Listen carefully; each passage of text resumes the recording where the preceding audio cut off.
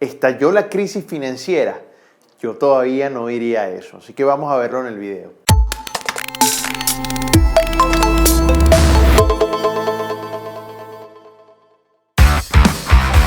Soy Dani Pérez, Senior Trader y cofundador de MDC Trading Academy, una firma que provee educación de inversión y trading en los mercados financieros. También proveemos capital y fondeo a los mejores traders para que operen con nosotros en MDC Capital. El futuro del índice del S&P 500 esta semana tuvo su peor semana desde la crisis de 2008-2009.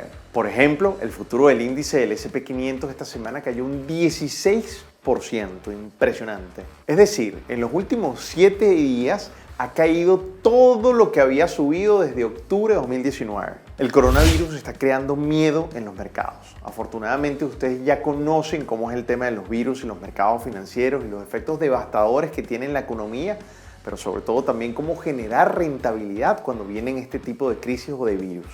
De hecho, en mi perfil de Instagram quisiera que veas estos 2 videos. El primero, este del coronavirus, es importante porque te dice los efectos que puede tener el virus en la economía y ya lo está teniendo.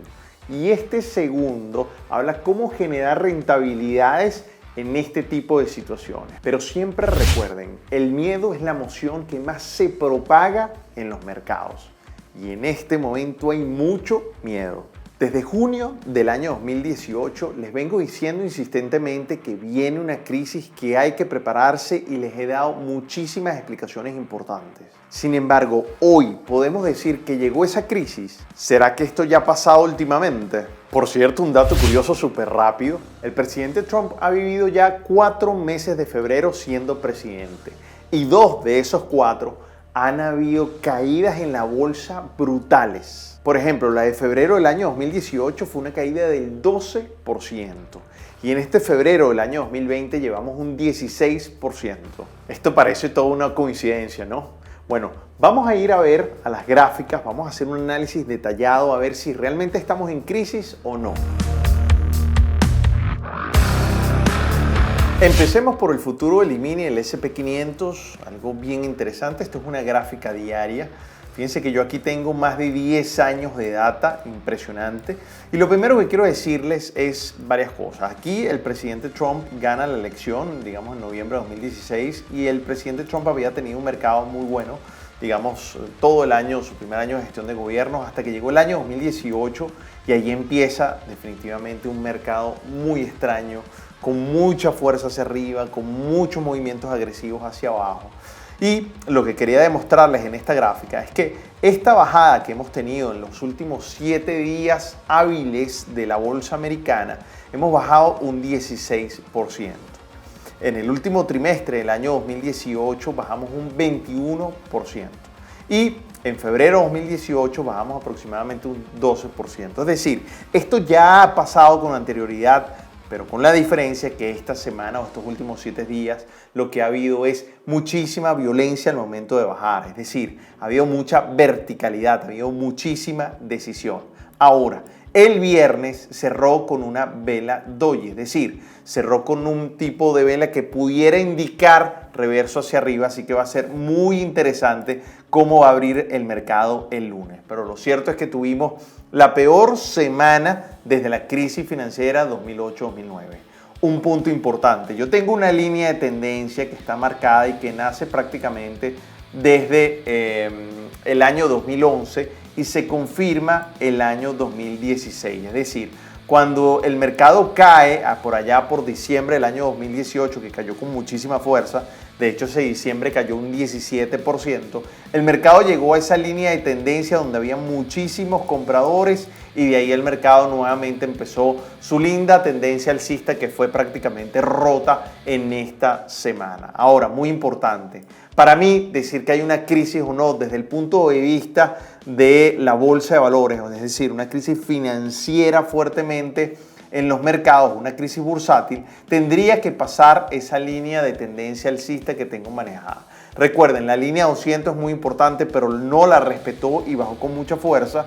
Llegó a un precio objetivo que teníamos marcado allí alrededor de los 2.848, 2.850.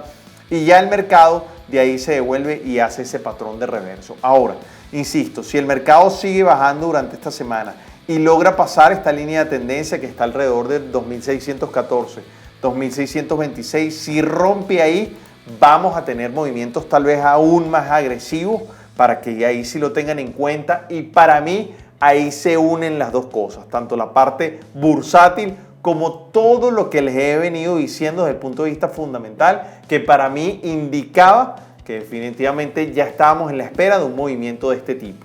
Desde el punto de vista del volumen, el viernes llegamos a un volumen impresionante, alrededor de 5.5 millones de transacciones. Si nos vamos hacia el pasado, eso prácticamente no se ha dado en los últimos tiempos. Estuvimos allí por febrero del año 2018 alrededor de 4.7 millones, por ahí en 2016 llegamos a 5.2 millones. Esa caída abrupta que tuvimos en 2015 por la caída de las exportaciones chinas apenas llegó alrededor de casi las 4 millones de transacciones. Bueno, digo apenas comparado con lo que les estoy diciendo. Así que también se disparó el índice de la volatilidad de manera impresionante. Se los venía diciendo los pasados TradingView. Llevo prácticamente un mes diciéndole, estoy esperando un movimiento fuerte en la volatilidad y ya se dio y ya lo vamos a ver en la siguiente gráfica. Mientras tanto, en una gráfica un poquito más detallada nos damos cuenta de varias cosas. Fíjense cómo el mercado lo suben ya casi al final de la jornada del día viernes. Aquí tengo una línea de tendencia importante que nace desde la máxima histórica y ahí el precio de 3.016 va a ser determinante. Si el mercado va a poder pasarlo, vamos a empezar probablemente una linda tendencia alcista, pero lenta, que pudiera llegar a los 3.056 y si logra pasar los 3.056 es probable que llegue a los 3.080. En el caso de que pase los 3.080, mi próximo precio objetivo que tengo ahí es 3.144. Sin embargo, si el mercado no es capaz de pasar esa línea de tendencia, vamos a tener nuevamente movimientos muy violentos hasta alrededor de 2.886 y si logra pasar los 2.886, mi próximo precio objetivo es 2.850.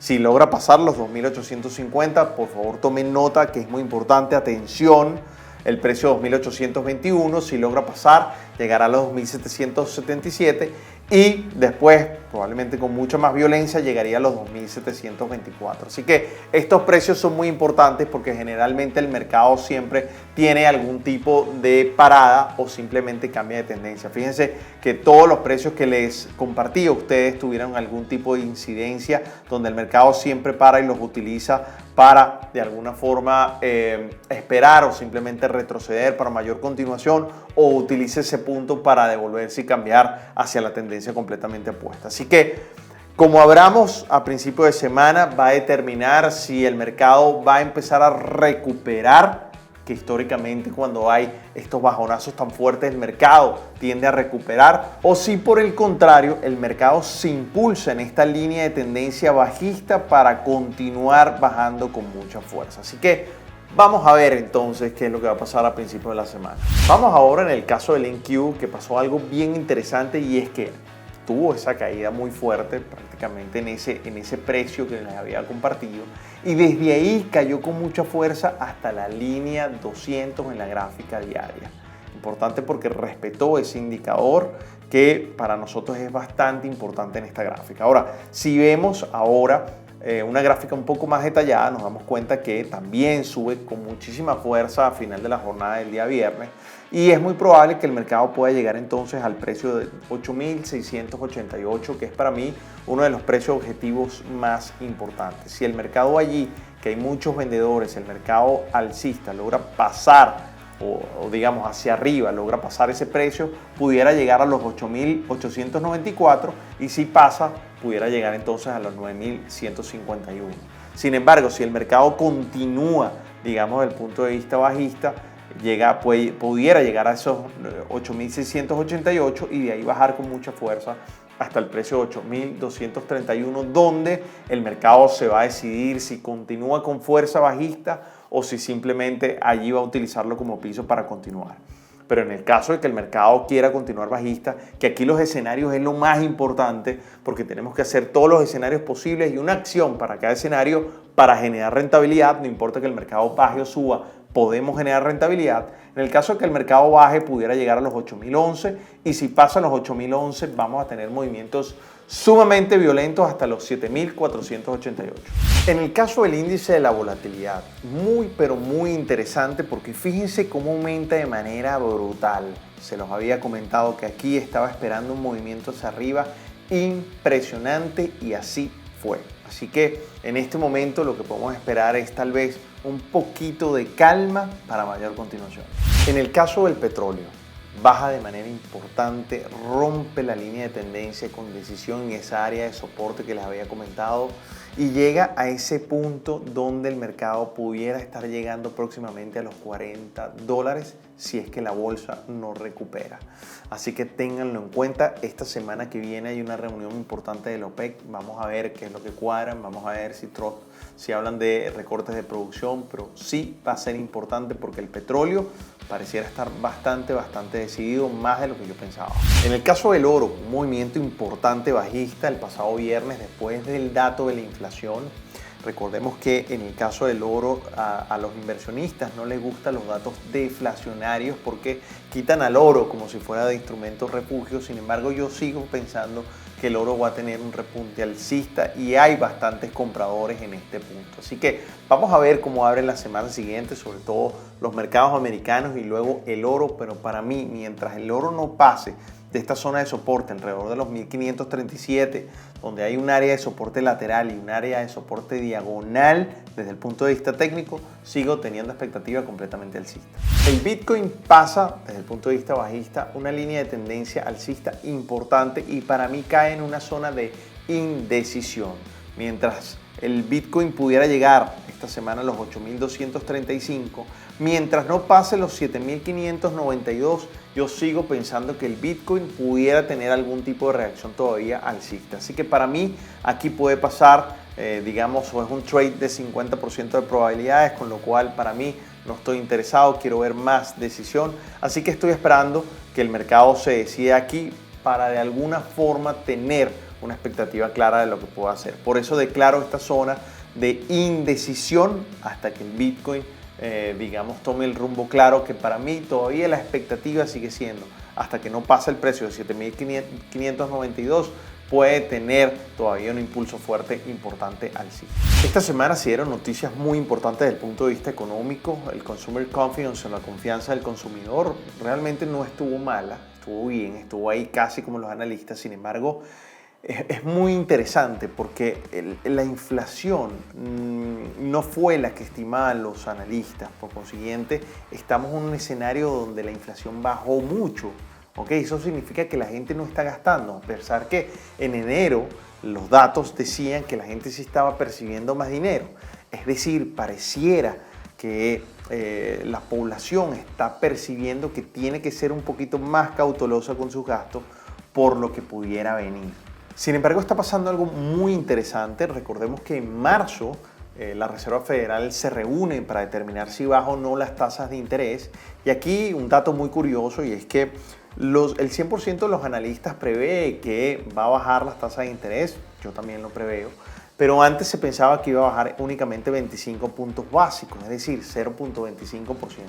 Sin embargo, después de esta semana, la Fed ya declaró que estaba completamente preparada para cualquier efecto del coronavirus y que no fuera a cortar la racha de momentos o periodos que estamos en expansión. Así que es muy probable que la Reserva Federal analice bien si va a bajar en vez de 25 a 50 puntos básicos, es decir, 0.5%. Así que hay que estar muy atentos durante este mes de marzo y a todo lo que colinda o todo lo que los rodea la Reserva Federal y lo que vaya a declarar con respecto al tema de las tasas de interés. La semana que viene vamos a tener datos económicos importantes. De hecho, el día lunes va a ser el Manufacturing PMI, que es una noticia muy importante y que de hecho en octubre del año pasado generó reacciones violentas interesantes. Así que hay que ponerle mucha lupa a esa noticia, que es roja, pero yo creo que es morada al final. También vamos a tener todo lo que tiene que ver con la parte del cambio del empleo, ¿okay? Que no tiene nada que ver con agricultura en este caso, y también la parte del Manufacturing PMI o el Non-Manufacturing PMI, que se será el día miércoles, ¿okay? En pleno horario de operativa.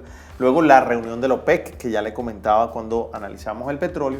Y también el día viernes un dato demasiado importante que es el Unemployment Rate o la tasa de desempleo. Así que Esta semana va a estar cargada de datos económicos que tenemos que tener presente y alerta porque muchos de ellos son en plena operativa de trading. Una posible crisis económica y financiera puede afectar la popularidad del presidente Trump antes de las elecciones presidenciales de noviembre.